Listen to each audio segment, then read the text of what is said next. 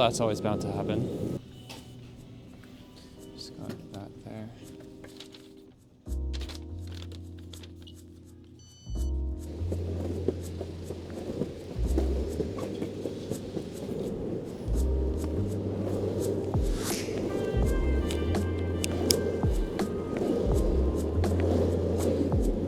Okay, wow.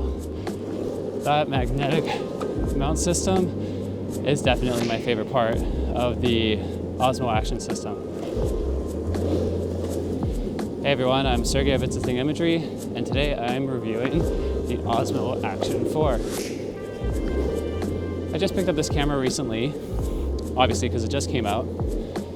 And the reason I switched from GoPro, which is where I primarily shot my action stuff, I lost it to my buddy's FPV drone. As he dove over a cliff, lost signal, and plummeted into the depths below. So I was waiting on the Hero 12, and then this thing came out, and I figured, that magnetic system looks sweet. You can hook up a mic, like I have here, to the DJI wireless mic system, and you can have like crispy clean audio, and don't even have to like put on a media mod or anything. That's pretty sweet.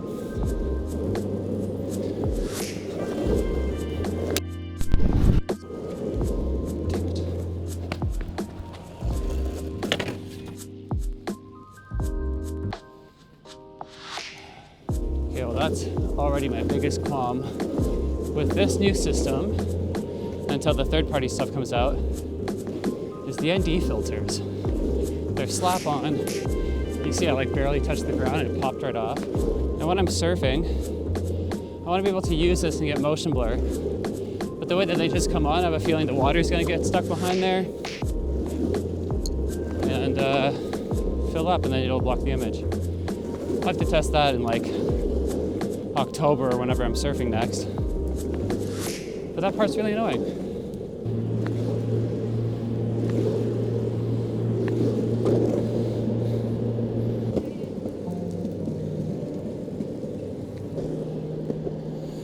So I'm currently longboarding,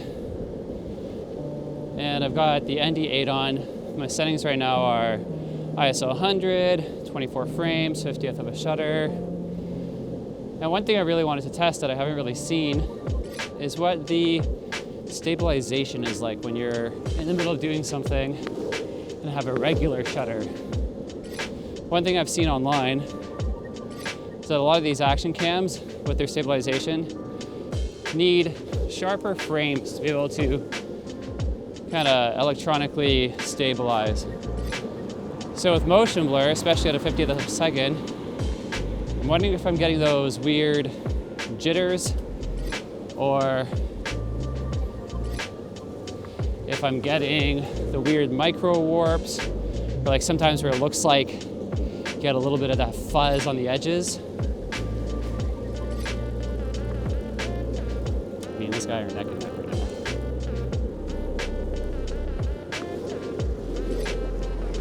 now. He's doing pretty good for an old man.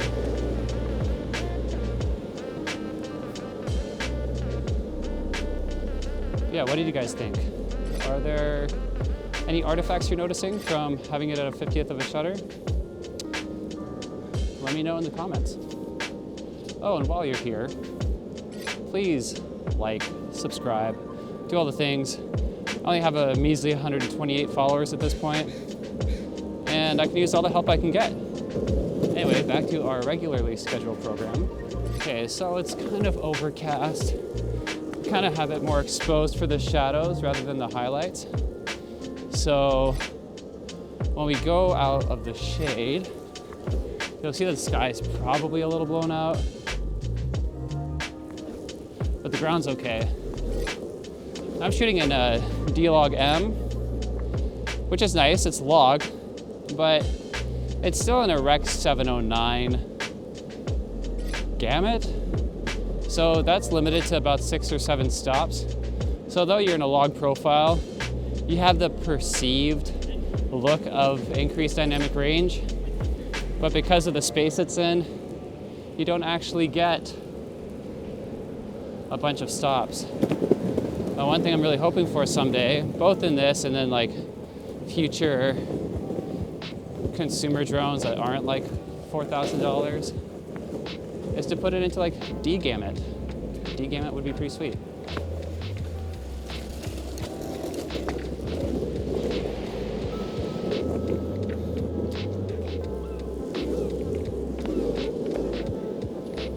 So I'm currently shooting on the ultra wide setting with Rocksteady on, so it's cropped just a little bit. But I wonder what the warping is like in comparison to my old 9. My 9 wasn't very wide in comparison to both this and the GoPro 11. But I gotta switch it over to de-warped and kind of see what that looks like. Okay, so this is the de-warped setting. Also 4K, 24 frames, 50 of a shutter. The regular ND8 on right now.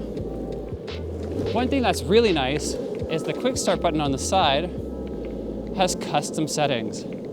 Now this is super handy, especially when you're doing what I'm doing now and you kind of want to switch back and forth between a bunch of things. Like in a second here, I'll try the 4K 120 and just see how they fare. But it's super nice to be able to quickly swap over from one setting to another, not have to go in, manually select it.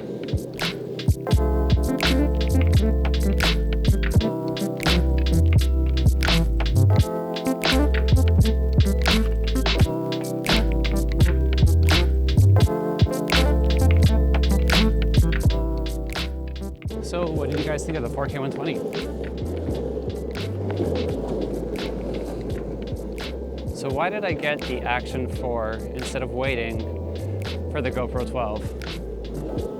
Well, like I said before, the magnetic mount system is so seamless.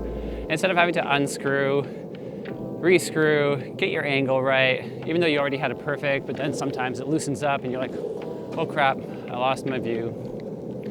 That system is great. The D-Log M rather, is very enticing. Can't wait to color grade that. But when you guys see this, it'll already be color graded.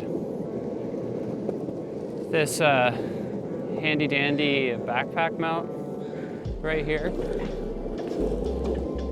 That's super nice too, especially for like handing off between this pole and the backpack for more of an FPV view without like putting on a head strap or getting the necklace thing. And honestly, I was just curious.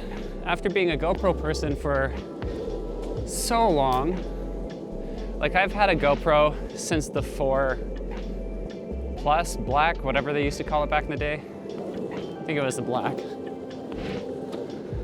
And that was an adventure. I started using it for freediving, which I'll test out with this thing later.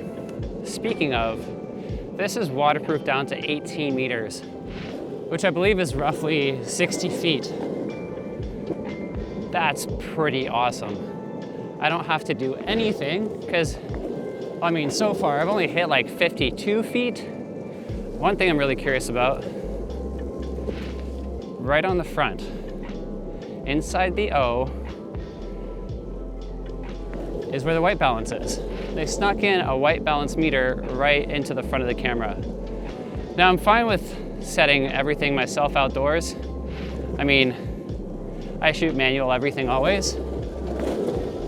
But I'm really curious what that's gonna be like in the green waters around, I thought a rock was about to fall on me. In the green waters around Vancouver and Vancouver Island, where I primarily freedive. Is it gonna look like really magenta? Is it gonna balance out? Or is that setting meant for the blue waters of the tropics? Down in say like Hawaii or something. One thing I was gonna go do, if the weather permitted, was go for a swim. Actually, go for a swim right here at Third Beach, but it's pretty chilly. So I'd rather not. The next time I go freediving, you'll be sure that I'm going to test out that white balance setting in our green waters. Okay, one thing I'm also going to test for you guys is the wind reduction.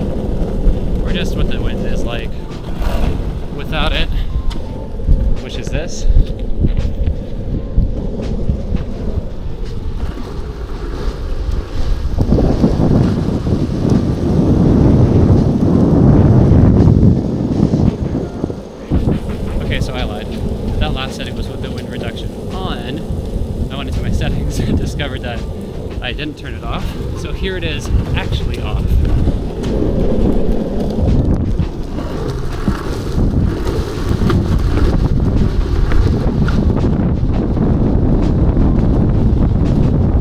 So how did that sound? Normally I probably wouldn't even care because I'm going to be using the mic system anyway. It's always good to test.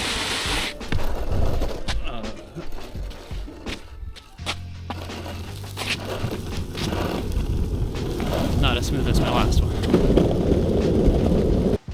So I've put on the ND16 instead of the ND8. And now that I'm out in an open space, what's that dynamic range like? So you can see the detail in the clouds on the little screen and the sand. What are the blacks like? So I'm really curious about that. The 1/1.3 inch sensor, not quite an inch, but that increased dynamic range is something I'm very much looking forward to. Coming from the 9, which I think I got back in like 2019, 2020, whenever that came out. It left much to be desired. So now with this camera, especially with the D-Log M, I'll see what that dynamic range is like.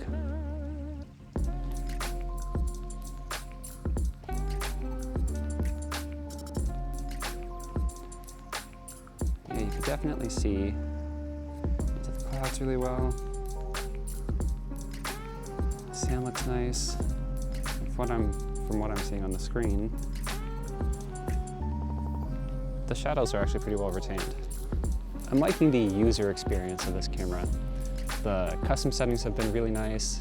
The magnetic mount, that's been pretty amazing. You know what? I'm just gonna give that another go. Okay, so here I am on my pole. Take that off. And now, wow. Wow, that was like, what, 4 seconds? And here's me switching off.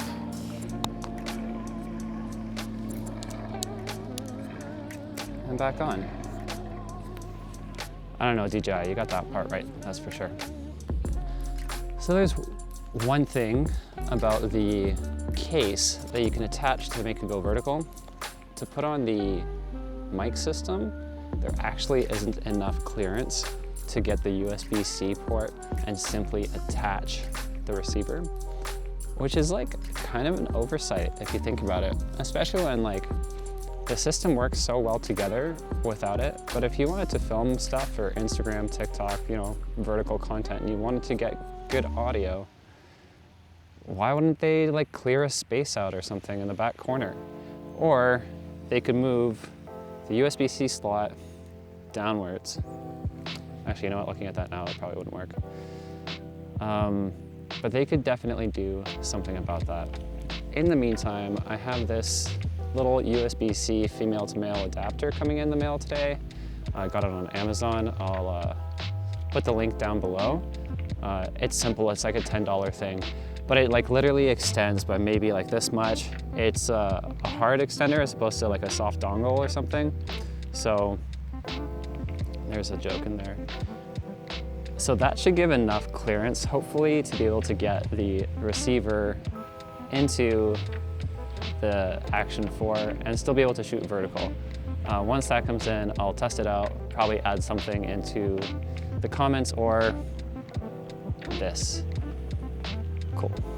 Okay, so now that I've tried Rocksteady with the NDs on, just to see how that looks, because that's primarily how I'd like to use it. I really want to get that motion blur. But it's worth testing what it's like without. So I'm gonna pop that thing off and change my settings. Okay, so we're in my least favorite setting in the whole wide world, auto. But let's see what the comparison is like from having an ND filter on and the appropriate shutter speed to get motion blur, the 180-degree shutter. And here it is with auto. So I'll pop this thing around and let's take a look.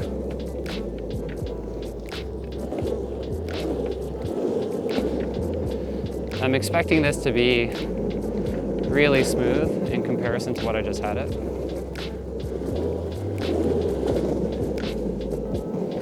So now I've switched back to the ND8, back to my normal settings, and prioritizing having me lit rather than keeping all the dynamic range in the sky. So the battery life on this thing is pretty freaking amazing. That's one thing I forgot to mention. The end of this video is actually going to be back in time. I'm at 27% and I've been filming since 9:15 this morning, and it is currently 11 o'clock. I took a half-hour break for a phone call, but that's like an hour and 15 minutes basically, and I still have 27% left. I'd say that's a win. Okay, well, thank you for tuning in for my unorthodox Osmo Action 4 review. I'm hoping to do more of these, at least on a monthly basis, and as I create more ideas, continue on and try to make them weekly. Those writer strikes and actor strikes have given me a lot of time to be able to pursue these tiny little projects. Anyway, tell me what you think about this review, and like and subscribe. Thanks for tuning in.